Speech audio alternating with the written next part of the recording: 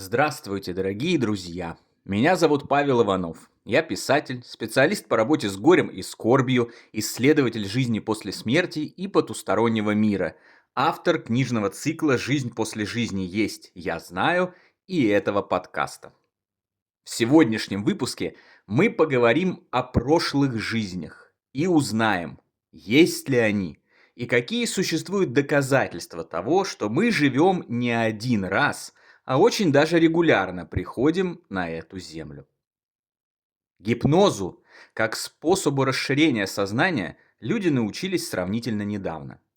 И хоть гипнотическое воздействие известно и применяется более 3000 лет, изучение этого феномена, расширение его возможностей и попытки понять, что это вообще такое, начались только в XVIII веке.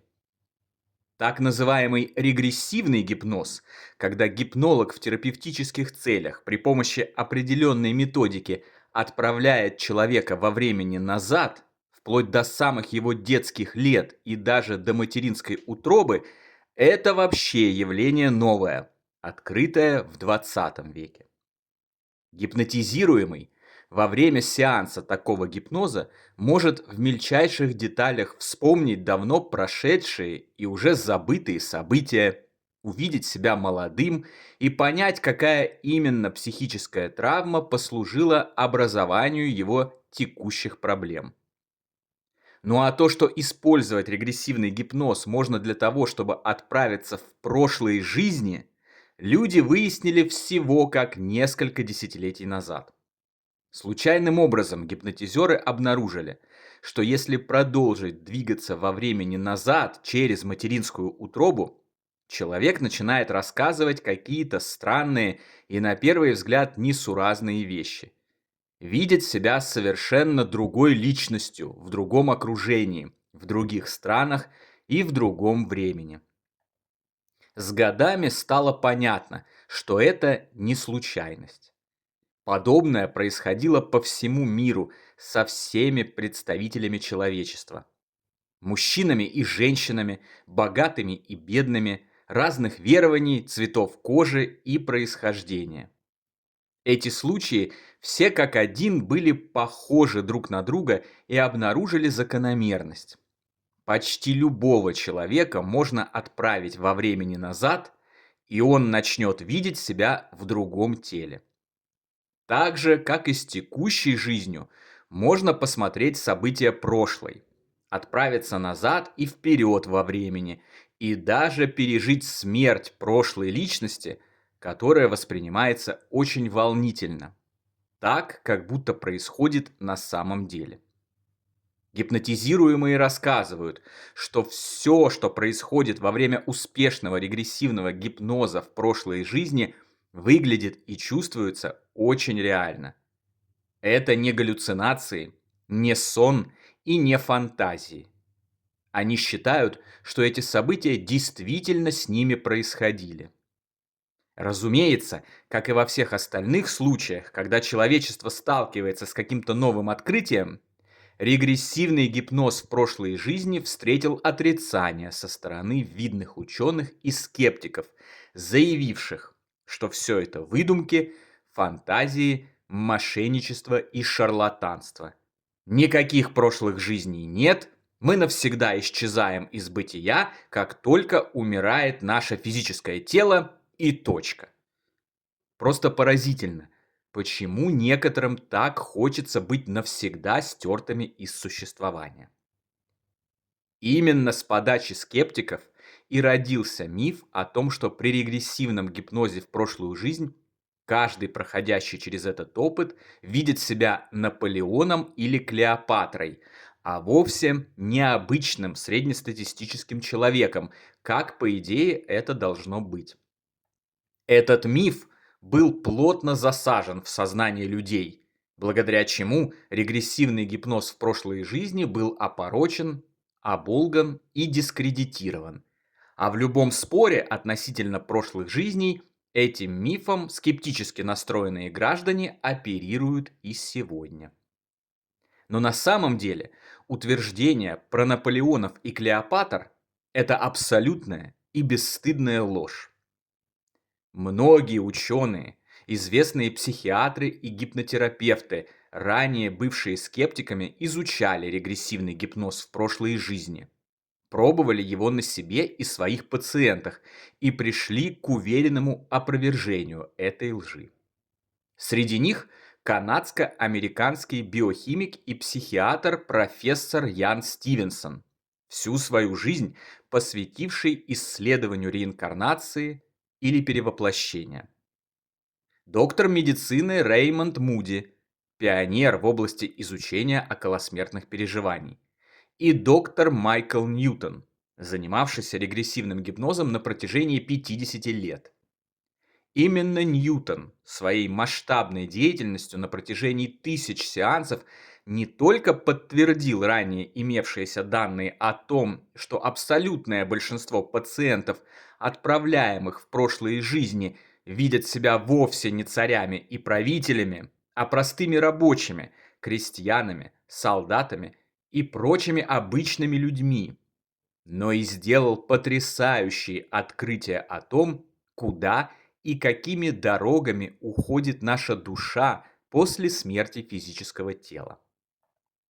Выяснилось и было доказано, что практически все пациенты во время сеансов регрессивного гипноза в прошлой жизни обнаруживают себя простыми людьми, коих большинство на нашей планете.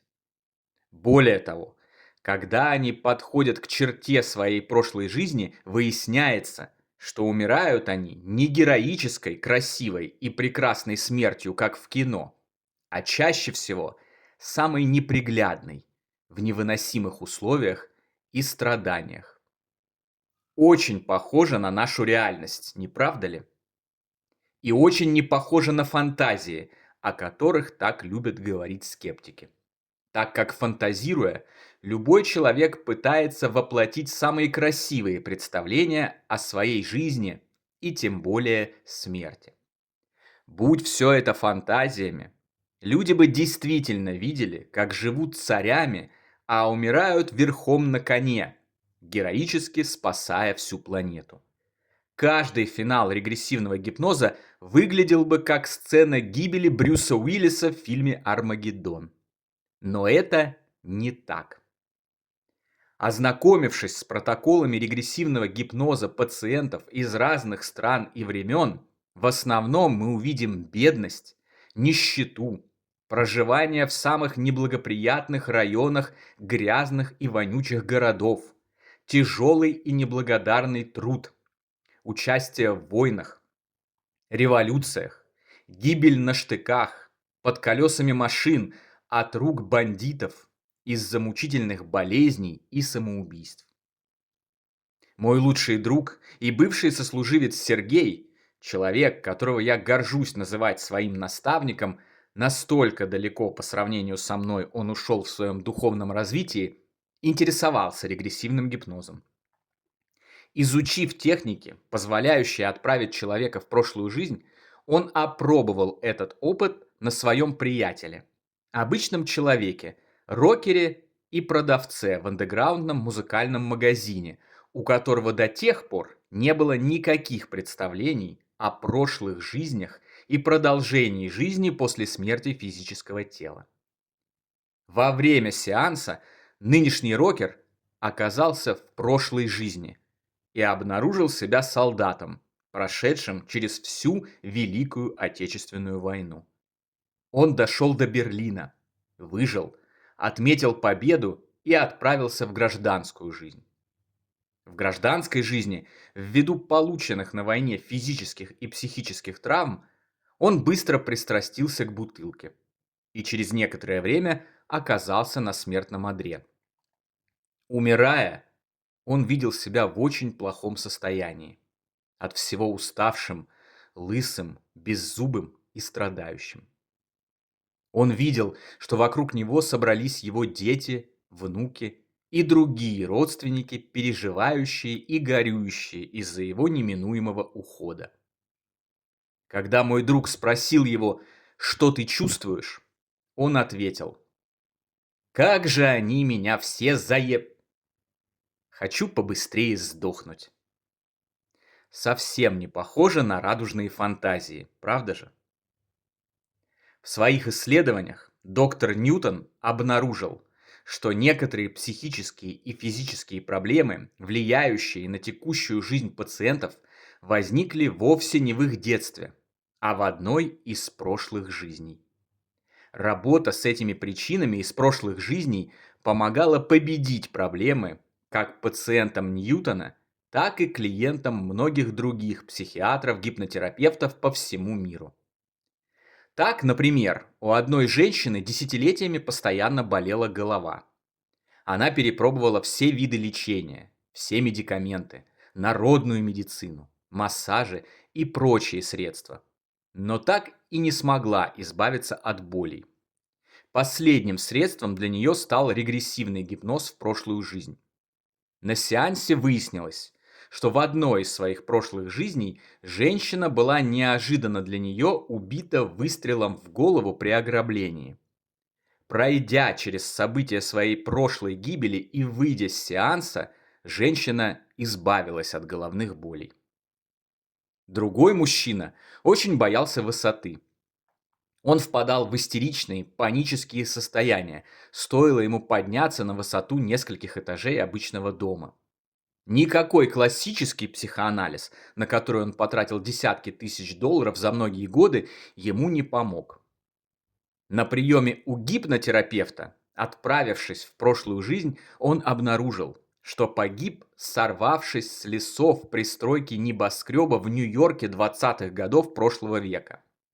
После этого страх высоты исчез, как будто его и не было. Свидетельства людей со всего мира, как пациентов, так и врачей, исследования ученых, обобщенная информация из литературы о регрессивном гипнозе в прошлой жизни за последние 50 лет уверенно доказывают, что устоявшийся миф о Наполеонах и Клеопатрах – это не более чем бессовестная выдумка и манипуляция. Феномен просмотра прошлых жизней определенно существует и прибавляет веса совокупности доказательств факта продолжения нашей жизни после смерти бренного физического тела. Изучение регрессивного гипноза и прошлых жизней является еще одним вкладом в медленно, но верно накапливаемый человечеством пласт знаний о нашей вечной духовной природе. Знаний, которые рано или поздно спасут и освободят наш вид от страхов, жестокости, войн и агрессии и приведут к тому, что на земле воцарятся любовь, добро, прощение и принятие. На сегодня это все, дорогие друзья. Подписывайтесь на наш канал, ставьте лайк, поддерживайте нас донатом. Приходите в наши каналы в мессенджерах. Приобретайте наши книги цикла «Жизнь после жизни есть, я знаю» и «Онкология и душа». Все необходимые ссылки вы найдете в описании видео. Всего вам самого лучшего, волшебного и замечательного. До новой встречи. Всегда ваш Павел Иванов.